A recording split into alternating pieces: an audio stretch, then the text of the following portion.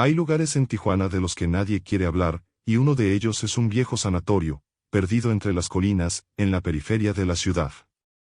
La mayoría de la gente ni siquiera sabe que existe, y los pocos que prefieren no recordarlo. Pero a mí, que me encanta escuchar historias de miedo, me llegó el rumor de que en ese sanatorio sucedieron cosas que no deberían haber pasado. Dicen que la gente que entraba ahí, a veces, no salía, o peor, salía diferente. Este lugar fue un hospital psiquiátrico en los años 70, y la historia cuenta que en algún momento lo cerraron de la noche a la mañana. Nadie sabe por qué, pero algunos dicen que fue porque los pacientes comenzaron a desaparecer.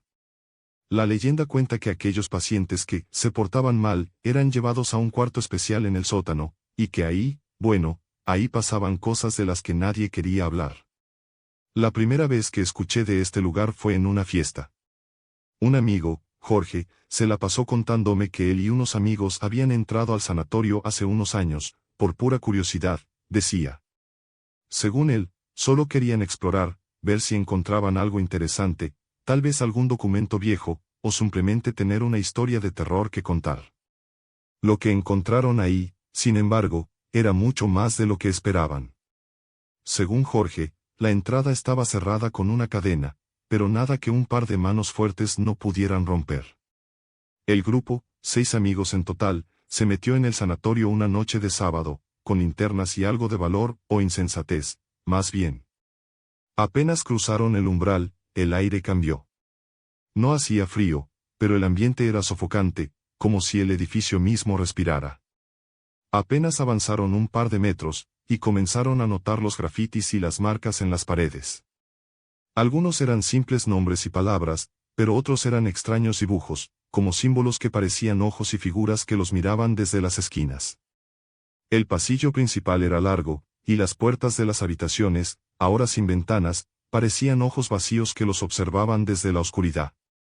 Mientras caminaban, uno de los amigos, Ernesto, bromeó sobre los loquitos que vivieron ahí. Pero apenas lo dijo, se escuchó un ruido, como si algo metálico se hubiera caído al piso.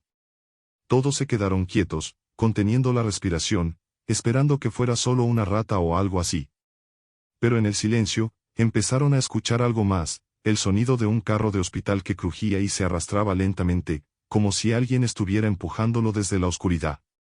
No puede ser, dijo Jorge. Todos trataban de reírse para quitarle la seriedad, pero sabían que algo no estaba bien. Decidieron seguir caminando, aunque ya sentían el nerviosismo en cada paso que daban.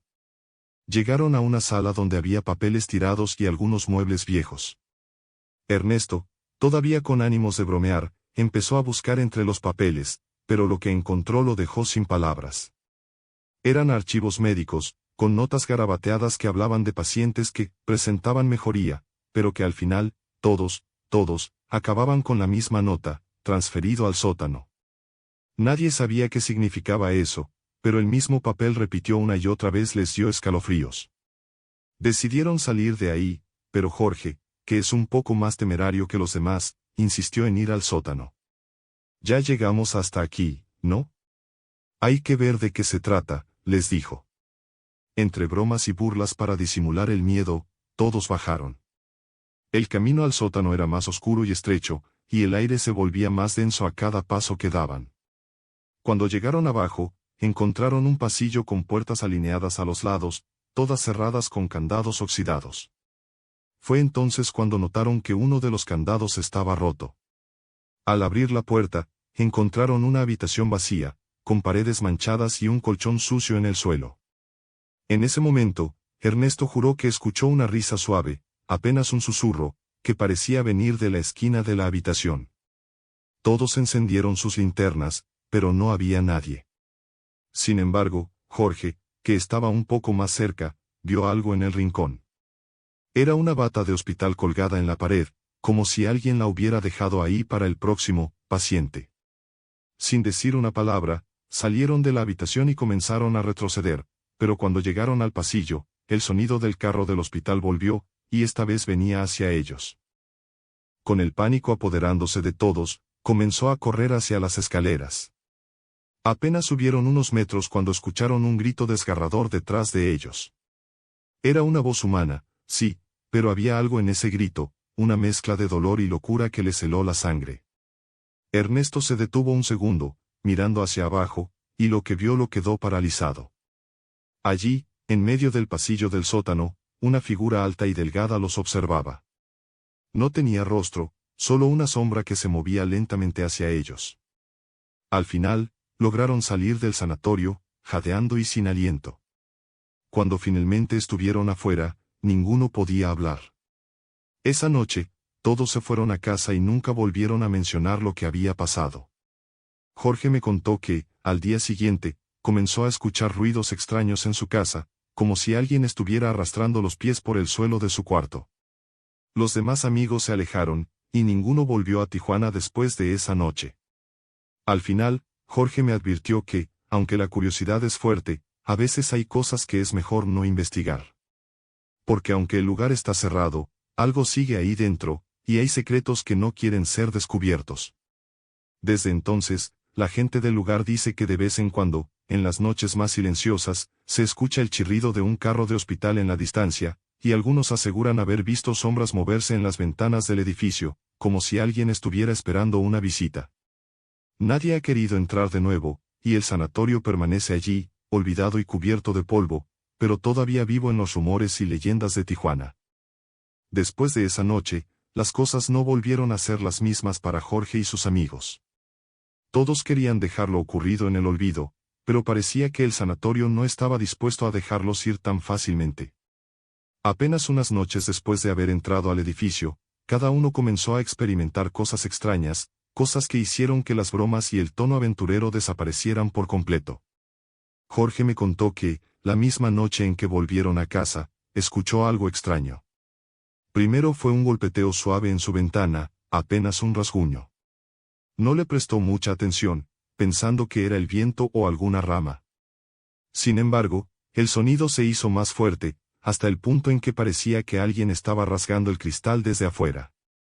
Al asomarse, no vio a nadie.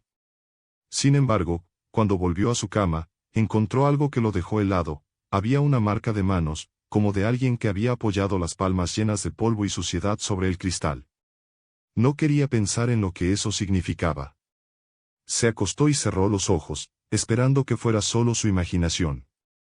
Pero, en cuanto apagó la luz, escuchó nuevamente el chirrido de un carro de hospital, como si alguien lo estuviera empujando lentamente por el pasillo de su casa.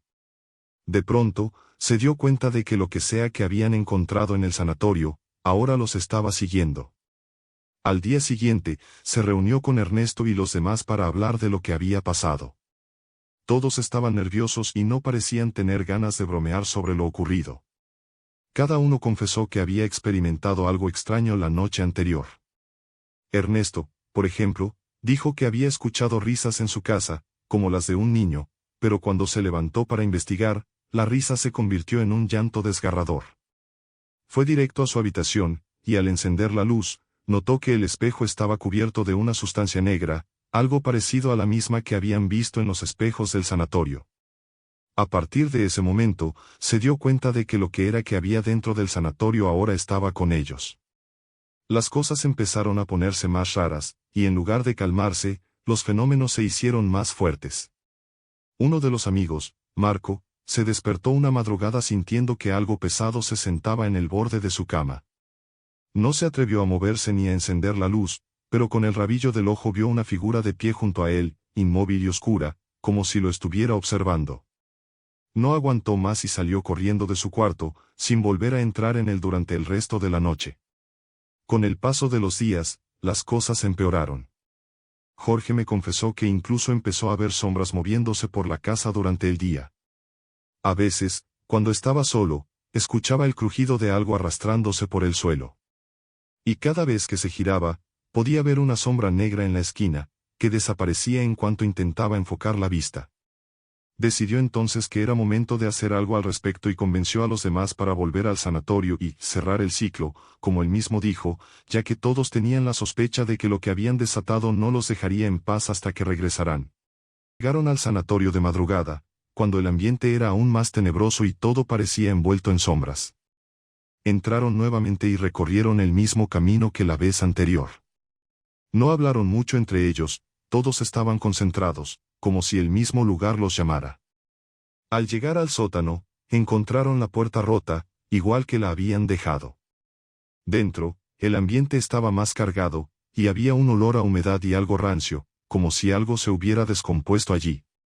Decidieron dejar algo que cada uno llevaba, a modo de ofrenda, un par de velas, un rosario, una pequeña cruz. Mientras colocaban las ofrendas, comenzó a escuchar el llanto de una mujer. El sonido venía de las paredes, como si alguien estuviera atrapado en el concreto. Sabían que era hora de irse, pero cuando intentaron moverse, el llanto se hizo más fuerte y el suelo comenzó a temblar, como si el mismo sanatorio se retorciera. En ese momento, Jorge se dio cuenta de que la única forma de terminar con todo era enfrentarse a la presencia que los estaba atormentando. Con el corazón latiendo a mil, se arrodilló en el centro de la habitación y susurró una disculpa, pidiendo perdón por haber perturbado la paz del lugar. No sabía si alguien o algo lo escuchaba, pero el llanto se detuvo, y el ambiente pareció calmarse por un instante. Aprovecharon ese momento de calma para salir del sótano y regresar a la superficie. Apenas lograron cruzar la puerta, sintieron un alivio inmenso. Al girarse para mirar el sanatorio una última vez, vio en una de las ventanas la misma figura sin rostro que los había observado antes, con la bata de hospital y el cuerpo deformado, como si se tratara de una sombra que se negaba a desaparecer. Después de esa noche, ninguno volvió a experimentar los fenómenos que los habían atormentado. La paz volvió, pero todos sabían que algo en ellos había cambiado para siempre.